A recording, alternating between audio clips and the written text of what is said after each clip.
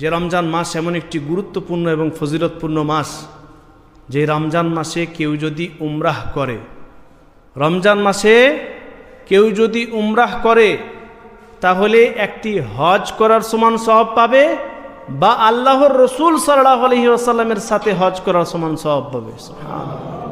আল্লাহ রসুল সাল্লাল্লাহু আলাইহি ওয়াসাল্লাম বলছেন, যে হাদিসটি সহিহ বুখারীতে রয়েছে, ফাইন্না উমরাতান ফি রমাদান তাকদি হাজ্জাতান মাই।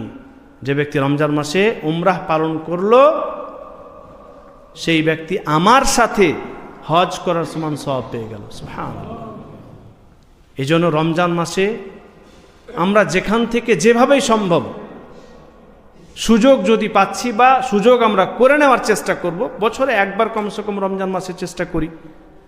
অনেকের হয়তো আমাদের হজ করার সামর্থ্য নেই, কিন্তু হজের সমান সওয়াব পাওয়ার তো সামর্থ্য আছে ইনশাআল্লাহ। তো হজের সমান সওয়াব পেতে হলে রমজান মাসে আপনি উমরাহ করবেন। রমজান মাসে কেউ যদি উমরাহ করে, সুবহানাল্লাহ সুবহানাল্লাহ, এত ফজিলত। তো হজ তো সবার উপরের জন্য ফরজ না, যে ব্যক্তির সামর্থ্য আছে তার উপর হজ ফরজ।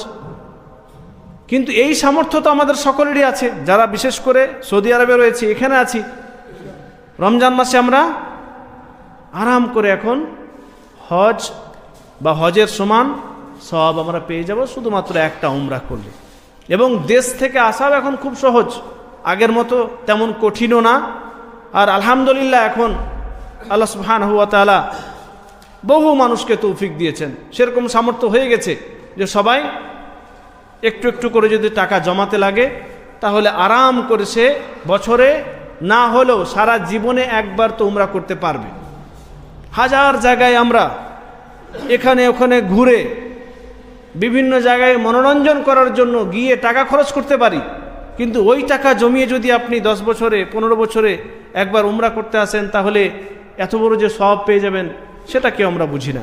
এই জন্য দেশে থাকি বা এদেশে রমজান মাসে আমরা কমপক্ষে একটা, সেটা আমাদের অফিস থেকে হোক, এখান থেকে না হোক, যেখান থেকেই হোক, 200-250 রিয়াল 300 রিয়াল খরচ করে আরাম করে আপনি একটা উমরাহ করতে পারবেন। আর এই উমরাহ করলে হজের সমান সওয়াব পেয়ে যাবেন।